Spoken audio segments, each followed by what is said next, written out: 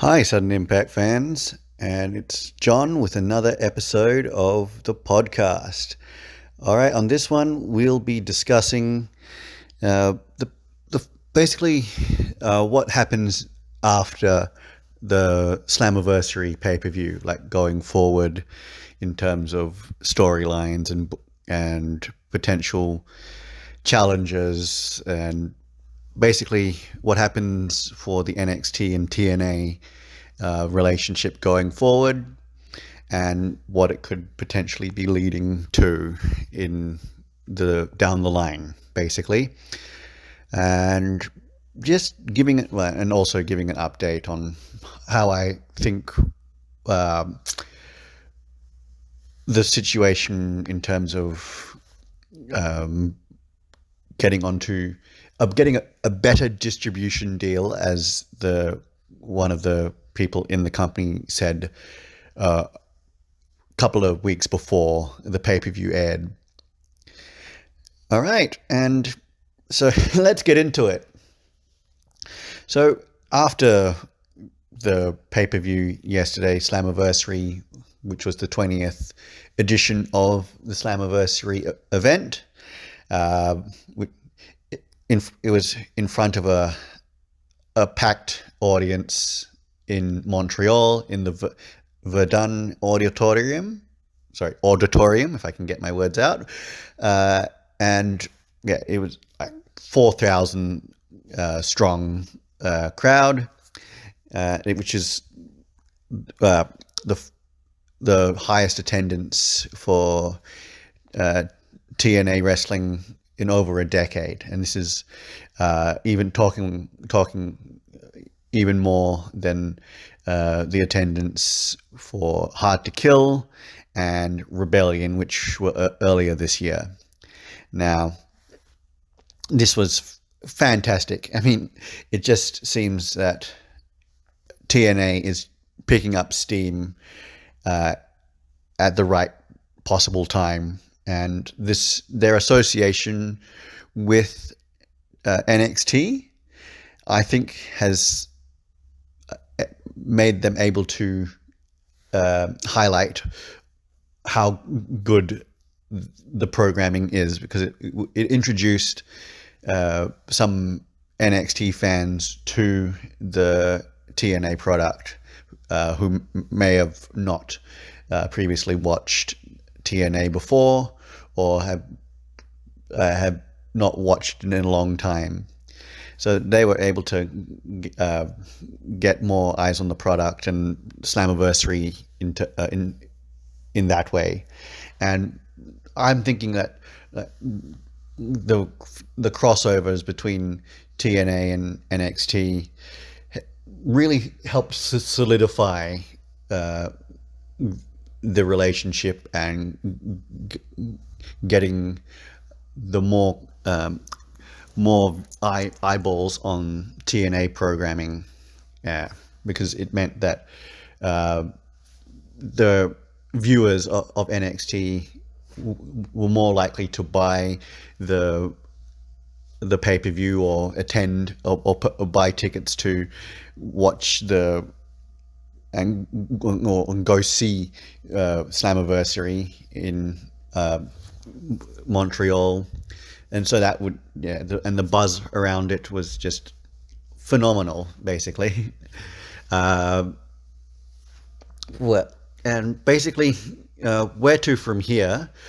I think that the TNA and NXT partnership is going to eventually build up to a co-promoted event, maybe like a Worlds Collide event that's held later in the year, maybe before Survivor Series or something like that, where they have Team TNA or TNA wrestlers going up against NXT wrestlers, and it'll be a night that is really highlighting the strengths of both programs and both shows as well. And I can only imagine that would do wonders for both NXT and TNA going forward. More specifically with TNA, because they recently announced that they are looking for a better distribution deal, and part of that is getting onto a bigger network in terms of the American audience, as well as getting onto a streaming service, which can be accessed worldwide as well. And basically, they're wanting to, like, the announcement said that they are wanting to basically get a distribution deal that sort of mirrors WWE's distribution in terms of availability on the TV networks around the world, as well as access to the over-the-top streaming services. Now, whether that is going to be like realized in the next little while, it may be, but I don't. This is something that TNA needs to take their time with, and to ensure that they work out the best possible distribution deal they can get. So as long as they take their time with it, I'm fine with that. I've mentioned that in a previous video, the couple of streaming services and US networks that I would like to see them get on, broadcast them, but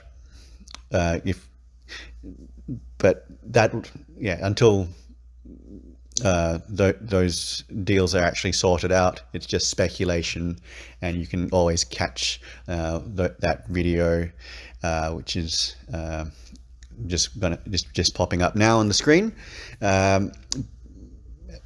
And in terms of so that's basically how I feel that TNA is going to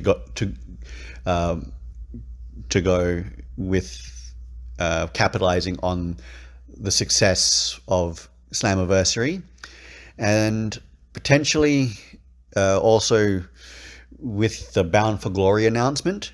It would be, I was a little surprised that they didn't announce the location of Bound for Glory last night, but they have been having talks in the background with it. And as far as people reading too much into Jordynne Grace's announcement before the pay-per-view, saying that it'll be a night that full of surprises, and people were a little bit disappointed with the surprises that did happen. It was, and Jordynne Grace came out on Twitter and said, well, no one knew that the world was going to be essentially shut down because of the tech crash on Friday or Thursday, and so no one had any idea of the wide-ranging effects that would have on anything. Like, it basically shut down the whole world, basically, and so some of the, most of the surprises that were planned didn't go ahead because the flights were not able to make it in time for the event. All right, guys, thanks so much. Let me know what you guys think of the Slammiversary pay-per-view, as well as what your thoughts are on any of the topics that I've covered in the video. Remember to like, share, and subscribe to the channel. Leave your comments down below and ring that bell for notifications. Until next time, guys, I'm John, and this has been Sudden Impact.